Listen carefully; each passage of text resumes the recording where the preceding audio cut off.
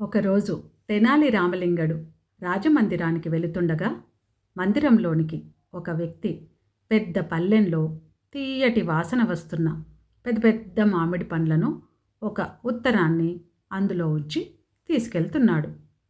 ఆ మామిడి పండు చూసేందుకు చాలా బాగుండడంతో రామలింగడికి వాటిని తినాలనిపించింది. అయినా తమాయించుకొని రాజమందిరానికి చేరాడు.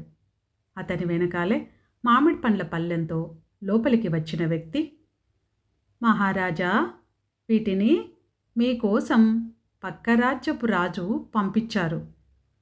ఈ పండ్లు తిన్నవాళ్ళకి దీర్ఘాయుష్షు ప్రాప్తిస్తుందని సందేశం అన్నాడు.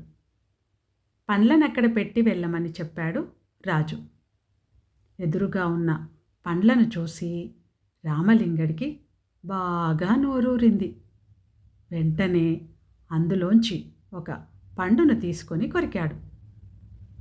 ఏమిటి, మహారాజు కోసం పంపిన పండును తింటావా? అది కనీసం నా అనుమతి తీసుకోకుండానే? ఎంత ధైర్యం నీకు!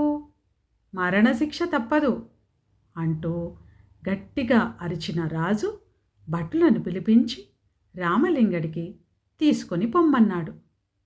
వాళ్ళు రామలింగాన్ని పట్టుకోగానే, అమ్మో, పక్క రాజ్యపు రాజు ఎంత దుర్మార్గుడు! మంచి పండ్లని చెప్పి ఎలాంటి మామిడి పండ్లను మనకు పంపాడు. ఈ పండు ముక్కను కొరికినందుకే వెంటనే నాకు చావు మూడింది. అదే పండు మొత్తం తిన్నవాడు ఏమైపోతాడో అంటూ అరవడం మొదలుపెట్టాడు. రామలింగడి చమత్కారపు మాటలకు రాజుకు విపరీతంగా నవ్వొచ్చింది.